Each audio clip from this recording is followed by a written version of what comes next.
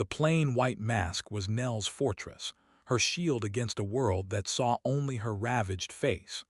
A cruel disease had stolen her voice, forcing her into silent retreat. But a fragile, anonymous connection, forged through hidden messages, now threatened to pull her from the shadows. The library, her sanctuary, was about to demand a terrifying reveal. Nell moved through the Oakhaven Public Library like a ghost, a 19-year-old whisper in the hallowed silence of the stacks. The air here tasted of aged paper and lemon polish, a scent she had come to associate with peace. She was a creature of routine and shadow, defined by the plain white medical mask that covered the lower half of her face and the long, dark bangs that curtained her eyes. It was a self-imposed exile, a necessary cocoon. There was a phantom ache in her jaw, a memory of a time when laughter came easily, when her voice, sharp and clear, could command the attention of a debate hall. That girl had loved the clash of ideas, the thrill of persuasion. But that was before the diagnosis that had cleaved her life in two: progressive craniofacial fibrosis, a rare autoimmune disease that was slowly, relentlessly rewriting the geography of her face, twisting bone and pulling at skin in a cruel, unceasing transformation. The mirror had become a stranger, then an enemy. So she had erased herself first, retreating into a world of silence, where no one could see the face she no longer recognized as her own. Her sanctuary was a small, forgotten alcove tucked behind the imposing shelves of local history archives, officially designated the Community Corner. It was her job to curate and package the weekly book bundles for homebound patrons, the elderly, the infirm, the isolated.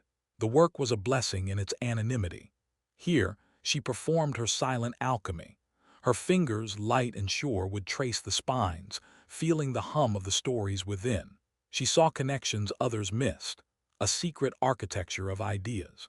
She might pull a worn copy of a book on deep-sea bioluminescence and place it next to a slender volume of 19th-century poetry on urban loneliness. To an outsider, it was a nonsensical pairing. To Nell, they were two sides of the same coin, a dialogue on how life, strange and beautiful, persists in the deepest, most crushing darkness.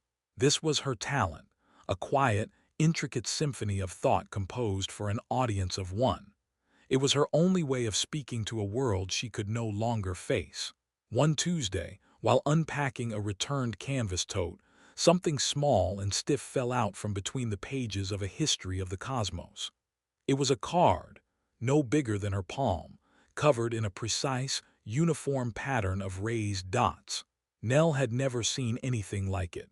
She ran her thumb over the bumps, a tactile language she couldn't decipher. Her first instinct was to discard it, a forgotten scrap, a piece of someone else's life that had no place in hers. But it felt too deliberate, too structured. A wave of ingrained caution, the familiar fear of the unknown, washed over her. Yet beneath it, a tiny current of curiosity stirred. She slipped it into her pocket, the tiny bumps a secret, textured enigma against her leg for the rest of the day. The week that followed was a quiet agony of anticipation. Every returned book bag became a Schrödinger's box of hope and disappointment. Her hands would tremble slightly as she unpacked them, her heart giving a small, painful lurch with each bag that contained nothing but books. She began to chide herself, the familiar voice of self-doubt whispering that it was a fluke, a random piece of trash she had foolishly imbued with meaning. Then another one appeared, tucked inside a biography of a reclusive painter. The relief was a physical sensation, a silent exhale that seemed to loosen a knot in her chest. It was real. It was a pattern. This was not an accident. It was a message. The need to understand finally grew stronger than her fear of being seen. With a hand that shook, she tore a yellow sticky note from the dispenser and wrote 3 small, neat words. "What is this?" Approaching the main checkout desk was like crossing a hostile border. Mrs. Gable, the head librarian, a woman with kind, crinkling eyes and a cascade of silver hair, was helping a student. Nell waited, standing awkwardly to the side, feeling the weight of the library's bright, unforgiving lights. convinced everyone was staring at her mask. When it was her turn, she slid the note and the two cards across the polished wood, her gaze fixed on the counter. Mrs. Gable's eyes softened with immediate recognition. "Oh, my dear," she said, her voice a gentle murmur, leaning in as if sharing a wonderful secret. "This is Braille, for the visually impaired." She took the first card, her own fingertips dancing across its surface with surprising familiarity. "This one says, 'This book bundle was a journey, thank you.'" Nell's breath caught in her throat. Mrs. Gable picked up the second card. "I never thought astrophysics and Victorian gardening could have anything in common. You made me see it." The words landed like stones in the quiet pool of Nell's isolation, sending ripples out to the very edges of her being. He hadn't just read the books. He had read her intent. He had heard the silent symphony she composed with spines and paper. The validation was so pure, so unexpected, it was almost painful. In the following weeks, their silent exchange became the central pillar of her existence. She curated not just with care, but with a newfound, vibrant purpose. She was no longer creating for a void. She was creating for him. And in doing so, she felt a flicker of her old self return, a ghost in the machine finally heard. Just as this fragile new light began to warm the corners of her world, the shadows gathered to reclaim their territory. The news came on a gray, drizzling Thursday, the kind of day that seemed to weep along with the world. It was delivered by Mrs. Gable, her expression a painful mixture of pity and professional duty. Municipal budget cuts, a phrase that sounded both bureaucratic and brutal, were falling like an axe on the city's public services. The Oakhaven Library, a place Nell had considered as immutable as the sky, was not spared. "They're looking for non-essential programs to trim," Mrs. Gable explained, her usual warmth dimmed by a weary resignation. She fiddled with a pen on her desk, her gaze drifting to the rain-streaked window, unable to meet Nell's directly. "And the community corner, well, it's run by a volunteer and the metrics are hard to track. The board sees it as a low-impact service, with minimal community engagement." The words non-essential, low-impact, minimal engagement struck Nell with the force of a physical blow. She felt the air leave her lungs. To the board, a group of distant, faceless administrators, the community corner was a line item on a spreadsheet, a handful of books checked out to faceless addresses. It was an expenditure of resources with no quantifiable return. To her, it was everything. It was the scaffolding that held her upright in a life that was constantly threatening to collapse. "They're giving us a month's notice," Mrs. Gable continued, her voice laced with genuine regret. "After that, the program will be suspended indefinitely." Indefinitely. The word was a slammed door, a final, echoing sound in a long, empty hallway. A month. Just 4 more book bundles. 4 more chances to send her silent messages out into the world and 4 more chances to receive a reply. After that, the connection would be severed. The bridge to her anonymous reader would be dismantled, plank by plank, until nothing remained but the silent, gaping chasm of her isolation. The news settled over her like a shroud.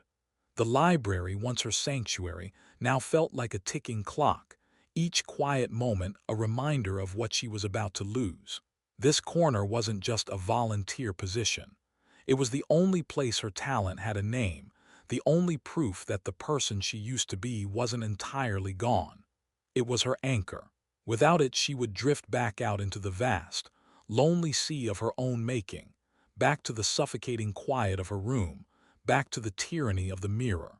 The tendrils of a familiar, cold despair began to creep back, wrapping themselves around her heart, squeezing with a pressure she knew all too well. It was the feeling of being erased all over again. In the final, agonizing week before the community corner was to be shuttered, Nell received one last card. It came in a book about the history of lighthouses, and its message felt different from all the others. The braille seemed more urgent under her fingertips, the dots more pronounced, as if pressed with a conviction that transcended the simple paper. Her heart hammering against her ribs, She fled to the privacy of her beat-up sedan in the library parking lot. With trembling hands, she pulled out the Braille alphabet chart she'd printed from the internet, a crinkled and worn guide to her secret correspondence. She translated it letter by painstaking letter, her breath held tight in her chest. I heard from Mrs. Gable about the program. I have to meet the person who builds these worlds of thought. This Friday, 4 p.m. I will be waiting by the main checkout desk. My name is Jonah. The world tilted, then shattered, a maelstrom of raw panic and a terrifying, magnetic pull warred within her. Meet him in person. A name, Jonah. A time and a place. The anonymity that had been her shield was about to be ripped away. All he would see was the mask and the inevitable, dreaded question behind it. All he would see was the ruin of her face. The beautiful, perfect connection, woven from ideas and empathy, would be contaminated by the ugliness of reality. The thought was a physical jolt, sending a wave of hot shame through her. The next 2 days were a blur of torment. Sleep offered no escape, her dreams filled with faceless crowds and pointing fingers. At the library, the books she had once seen as friends now seemed to mock her. How could she pair stories of courage with the cowardice that was consuming her? Friday arrived, a day cloaked in doom. Each tick of the large, circular clock above the information desk was a countdown to her humiliation. At 3:55 p.m., the battle inside her was over. Fear had won. It was a vicious, familiar monster, and it had her firmly in its grasp. She couldn't do it. She would slip out the staff exit at the back, disappear back into her cocoon, and this brief, painful chapter of her life would be over. With her head down, she began the walk of defeat. Her path took her along the edge of the main atrium, offering a wide view of the checkout desk. And there she saw him, a boy, maybe a couple of years younger than her, with a shock of sandy brown hair. He was standing exactly where he said he would be, his head tilted slightly, listening to the library's ambient sounds. And in his right hand, held loosely but with purpose, was a long, slender white cane. Nell stopped dead. The sounds of the library, the distant cough, the rustle of a turning page, the gentle whir of the ventilation, all faded into a deafening roar in her ears. A white cane. The realization was not a thought, but a tidal wave that washed over her, cleansing and absolute. It crashed through the fortress of her fear, dismantling it brick by brick in a single, breathtaking moment. The one person in the world she was terrified of seeing her couldn't see her. Not in the way she dreaded, not in the way that had driven her into hiding. All this time, he had been seeing her more clearly than anyone else, not with his eyes but with his mind. A choked, hysterical laugh bubbled up in her chest. The cruelest irony was the most profound grace she had ever received. Hesitantly, with feet that felt both leaden and impossibly light, she changed course and began to walk toward him. He heard her faint, shuffling footsteps approach and turned his head toward the sound. A bright, unguarded smile spread across his face, instantly erasing the tension from the air. "You're her, right? The curator." His voice was clear and warm, with an easy confidence that Nell could only dream of possessing. She froze a few feet away, her own voice trapped in her throat. She managed a stiff, jerky nod before the absurdity of the gesture hit her. He couldn't see it. The realization, still so new, was disorienting. Forcing air from her lungs, she managed a sound, a pathetic little croak. Meh. Jonah didn't seem to notice her reticence, or if he did, he didn't care. His energy was infectious, a stark contrast to her own guarded stillness. He didn't ask her name or why she wouldn't speak. He dove straight into the heart of the matter, the world they had built together. "I can't believe they're shutting it down," he began, his smile fading into a look of genuine concern. He started talking about the books, not with the polite, vague praise of a casual reader, but with the deep, analytical passion of a true connoisseur. "That one you sent last month," he said, his face lighting up again with memory. "The Field Guide to Deep-Sea Organisms and the collection of short stories about urban alienation. It took me a whole week to figure that one out." He leaned forward slightly, his voice dropping as if sharing a profound secret. They're both about the same thing, aren't they? About how life, in the most profound darkness and under the most immense pressure, insists on finding the most bizarre and beautiful ways to survive. You're not just packing books into a bag, he said, and the next word struck Nell with the force of a revelation. You're creating conversations. You're creating conversations. The phrase landed directly in the most wounded part of her soul. He understood. He didn't just appreciate the books, he understood the why. He saw the architecture of her thoughts, the silent dialogue she was having with the world. It was a level of perception so profound, so complete, it transcended vision entirely. "We can't let this end," Jonah said, his tone shifting from admiration to action. "Your talent, people need to hear it. I can be your voice." He straightened up, an idea clearly taking shape. "Write it down. Write down why you pair the books you do. Your curator's notes. I'll go to the library board meeting. I'll read them aloud. We'll make them understand that this isn't just about delivering books. It's about delivering connection." It wasn't an offer of pity. It was a proposal for a partnership. He wasn't a savior swooping in.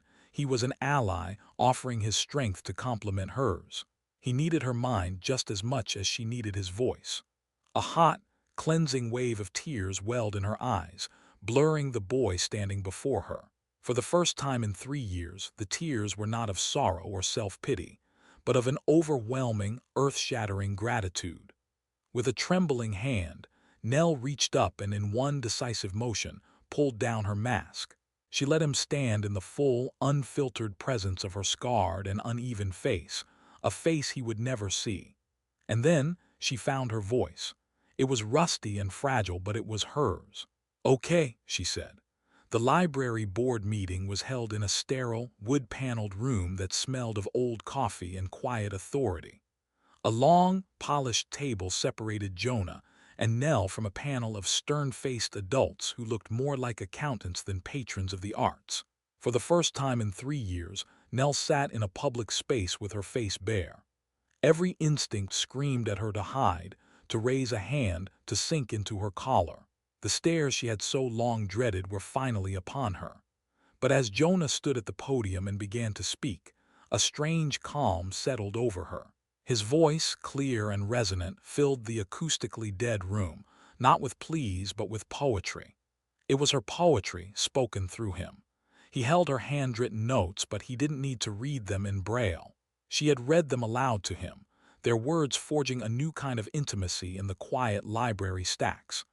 "A book bundle is not a delivery service," Jonah began, his voice commanding the attention of every person in the room.